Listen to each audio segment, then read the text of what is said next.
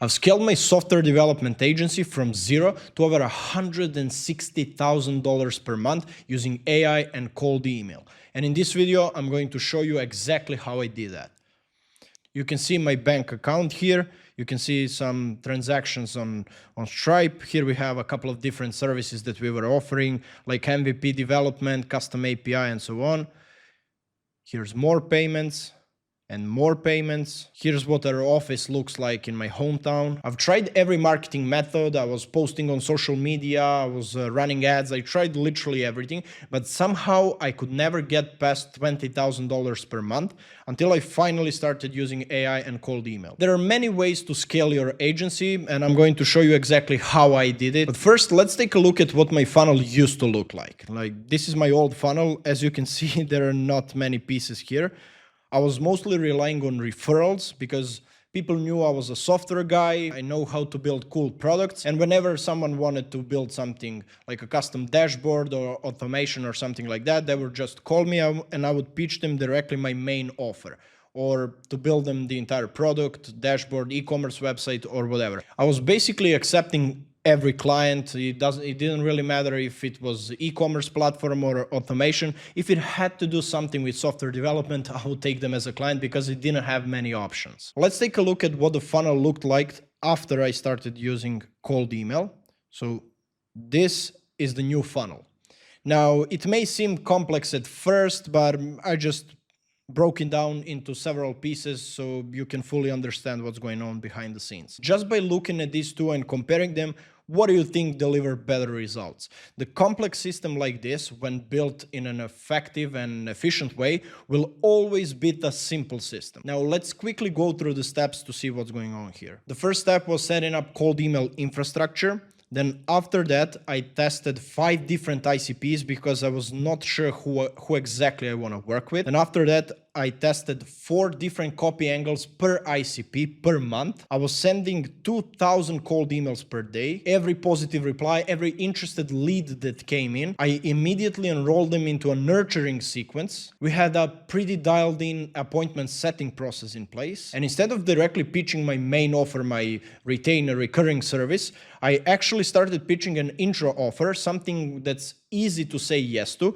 just so they can start working with us and see what it actually feels like to partner with an agency like ours. And then only if they're happy, we would upsell them to our main offer, which is a retainer. Now, this system may scare you at first because it looks complex, but I've actually built this entire process, including all the assets and everything that I needed, in less than a week. Now, let's dive deeper and explain each of these steps. The first step is cold email infrastructure. You need to have dedicated domains and cold email accounts to be able to support this volume. As I said, I was sending 2,000 emails per day, and you need a solid infrastructure in place to be able to support that. So as you can see here, I had a bunch of different accounts. This is, by the way, the software that I've built to automate the entire process, but you can use any provider that you find online. I had 34 cold email domains, 100 different accounts, and 2-week warm-up. Now, the warm-up period is crucial here, and it's great because once you have the infrastructure in place, we have 2 weeks to prepare the rest of the system. So I would always suggest starting with the infrastructure, and then during the warm-up period, you would actually prepare the website, the VSLs, the lead magnets, the copy, targeting, and everything else that's needed. Now, once we have the infrastructure configured, we need to decide who we want to reach out to. At first, I had no idea who I want to work with because I was accepting every single client. So what I did was I actually took a look at our previous case studies and portfolio, and then based on that, decided who was the best target for my agency. And after going through our case studies and previous projects, I tried to find the clients that were easiest to work with and paid us the most. And based on that, I essentially found 5 ideal client profiles that I decided I want to work with. After we decide that, we need to find the leads. We need to build a high-quality lead list. I use my own software for that, but you can use any B2B database that you find online. Just make sure that the emails are actually verified, because many of those B2B databases will charge you credits even though the emails are invalid or outdated. Now that you have the lead list and the ICP is defined, you need to understand your prospects. You can never sell something to someone if you don't understand what they need. I use GPT to research my prospects, find their pain points, who they work with, what they struggle with, and so on. And then later on, I would use that information in my cold email copy to make it relevant and solution-oriented. Two most important parts of cold email campaigns are targeting and the copy. Now that we have our lists and we decided who we want to work with, we need to have something to say. We need to have a strong message, direct and casual, that we can use to reach out to these people. Now, a lot of people try to sound professional here and use corporate language, but you can see from my example that the message itself is pretty straightforward. I was writing something like, first name, I noticed your company mostly works with target audience. You can see the personalization is used here in the first sentence. If I could build you a custom AI platform that automates 40% of your specific service delivery and automatically notifies your clients, would it help you scale? If so, can I send you a quick video that explains how? As you can see, I didn't do any hard pitches here. I essentially offered them a free resource just to get a positive reply from them. As you can see, I actually didn't sell my service here. I extracted 4 different offers from my service. So my company was doing custom software development, but that's my service, that's not my offer.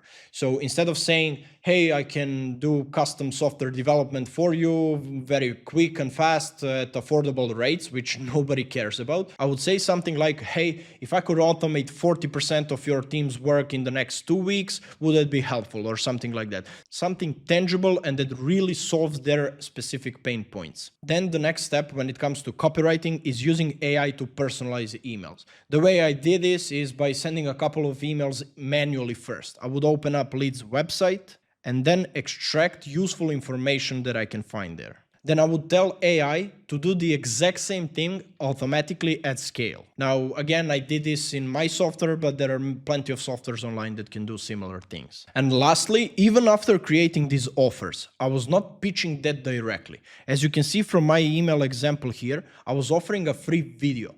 So maybe the most important piece of copywriting is offering a lead magnet. Lead magnets can be different. You can create a free video that explains how you can help them. It can be a free checklist or something like that, maybe a document, a case study or something like that. It doesn't really matter. It has to be actionable and it has to be relevant. We don't want to do free work. It doesn't matter how good the lead is. We don't do any free work up front. What we want to do instead is create one resource and then use the same resource for every single lead. You can see the difference here. If you were doing custom work for every single lead, it's not scalable. But if you create a valuable resource, you can put much more time into it because you only do it once, and you can use the same resource for every single lead that comes your way. Just a quick tip here on the copywriting side. We need to keep our emails short, no links, no images. This is crucial for us to avoid spam filters and to actually land in primary inbox. Because let's face it, if no one sees your email, it doesn't matter what you offer. And now we have everything ready to launch our campaigns. We have ICPs defined, we've built a high quality lead list, we created 4 different copy angles with different offers, and we have a free resource that we can offer. This is where most people actually stop. They think this is the end of the process. Turns out that's not true. That's only half of the battle. What you need after that is to have a proper appointment setting and nurturing systems in place. And I'll show you exactly how that works. So, in my case, after someone replies to the email, AI would automatically classify the responses. As you can see, we have a couple of statuses here. We have interested leads, we have meeting ready leads. Then what AI would do, it would automatically send me a notification as soon as someone replies to the email, because speed is king here. And I've built a quick click to reply button, which essentially opens up a new email, a new draft email with AI suggested reply here.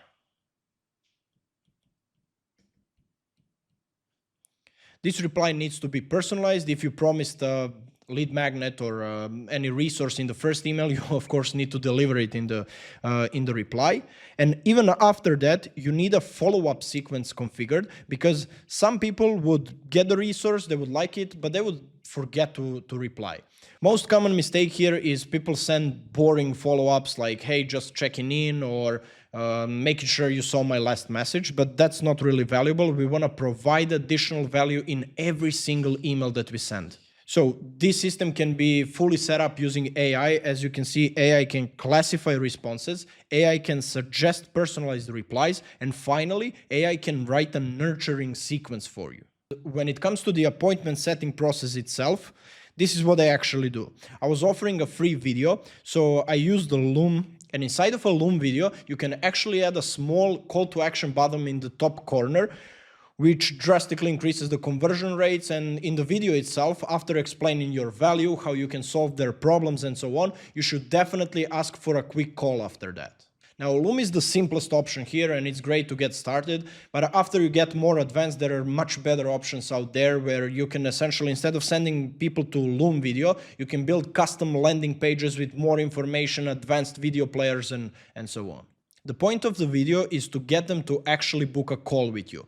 And instead of just going back and forth with the leads, asking for availability and so on, you want to have a premium calendar that you can just send to leads or book the meetings yourself. In my case, I used Calendly. Nowadays we use iClose, but you can use pretty much any scheduler out there. Now, when people book the call, what you need to do is actually write a pre-call sequence, which is essentially a set of reminders for the call where you provide additional value.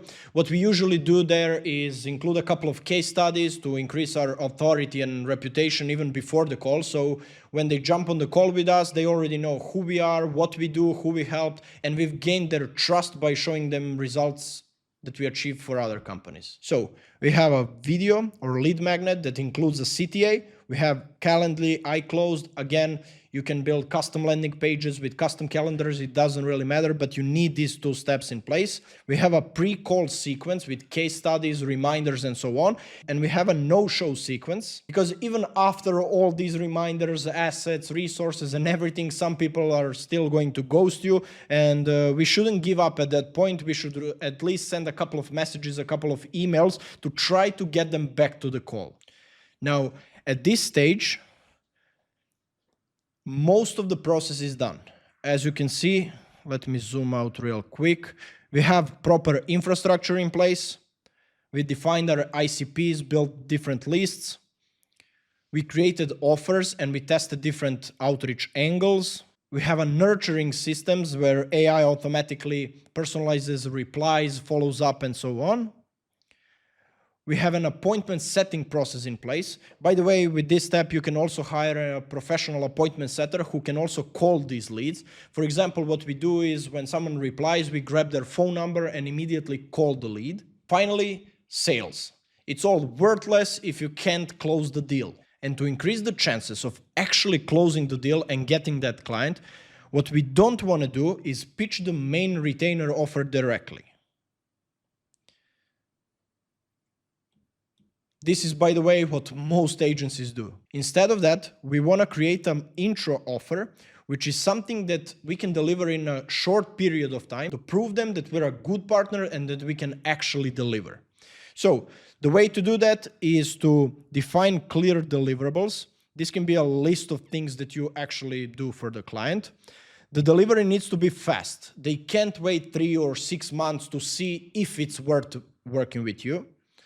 And it needs to be affordable. It's not a good idea to pitch your $5,000 or $10,000 retainer on the first call with a lead that came through cold email. It just doesn't work like that. Even though with my software, we had cases where people closed $300,000 deals in 2 calls through cold email. But let's be honest, it doesn't happen every day, and you should definitely not try to do that.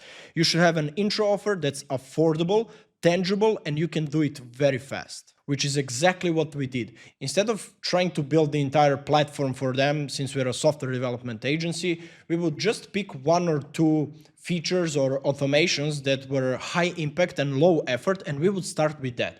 And then once we deliver and once we prove that we can actually do the work that we say we can, we gain their trust and they're more than happy to continue working with us and pay us more money. Now, in our case, more than 50% of clients actually went through the entire process, and we upsold them to our main retainer offer. But usually it's around 15-20%, which is still great considering that the costs of running a machine like this is actually pretty low comparing to other marketing channels. And you're most likely familiar with our main retainer offer, since that's how most agencies operate nowadays.